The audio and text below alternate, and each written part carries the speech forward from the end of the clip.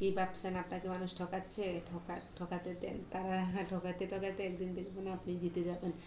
যে হচ্ছে আপু জিতে যাব কিভাবে যুক্তি দেন? যুক্তিটা হচ্ছে এটা, মানে হচ্ছে ঠকায় কাকে? যে হচ্ছে বেশি আপনার উম, বেশি ই মানে সরল সোজা, বেশি হচ্ছে কম বুঝে, চালাকি কম বুঝে, তাকেই তো মানুষ ঠকায়, তা না? তো ওই ঠকানো মানুষটা যখন এত নরম সরল সোজা সাধারণ একজন মানুষ থাকে, তাকে যখন অন্য একটা ভয়ঙ্কর মানুষ ঠকায়, একদিন হচ্ছে সে এমন একটা পরিস্থিতিতে পড়বে, তখন সে বুঝতে পারবে যে আমি জীবনে ভুল করছি।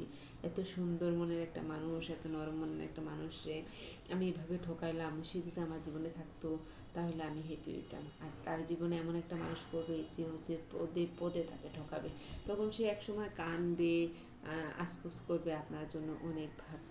তখন আর কোনো পথ থাকবে না আপনাকে ফিরে পাওয়ার। আর এটাই বাস্তব, এটাই সত্য।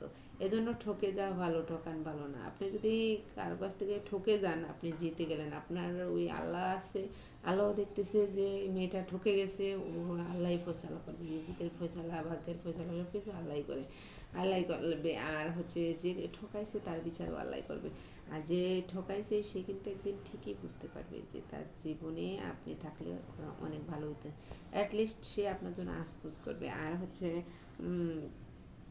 তার জীবনে এমন একটা মানুষ পড়বে, সে হচ্ছে প্রতিটা ক্ষণে ক্ষণে আপনাকে মিস করবে, আপনার কথা ভাববে, আপনাকে মানে ভাববে বা আপনাকে বলার চেষ্টা করবে যে জীবনে সে ভুল করেছে আপনাকে ঠকিয়ে, আপনাকে হারিয়ে। ঠিক আছে? তো এই জন্য ঠকে যাওয়া ভালো, ঠকান ভালো না। আর আপনি যদি কাউকে ঠকান, আর যখন আপনি অনুতপ্ত হবেন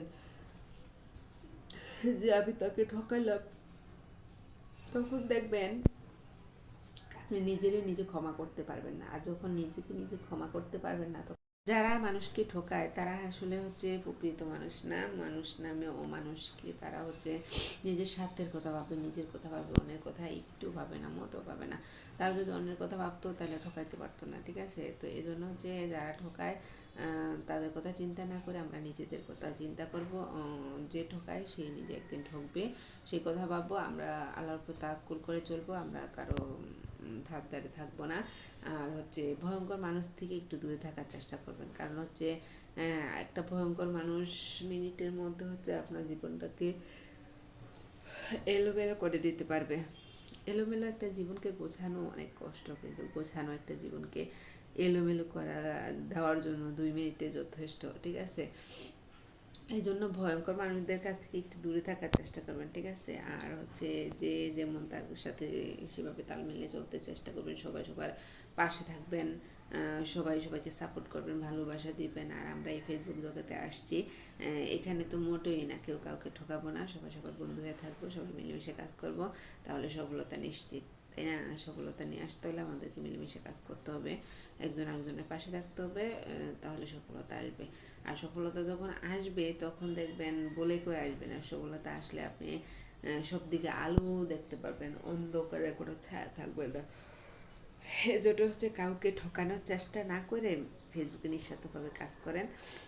আপনাকে কেউ ঠকাচ্ছে, আপনাকে কেউ সাপোর্ট করছে না, করুক, সমস্যা নেই। আপনি সবাইকে ভালোবাসেন, সবাইকে সাপোর্ট করার চেষ্টা করেন, দেখবেন আপনি একদিন জিতে যাবেন। আর যে হচ্ছে ঠকাচ্ছে সে একদিন ঠকিয়ে যাবে। ঠিক আছে?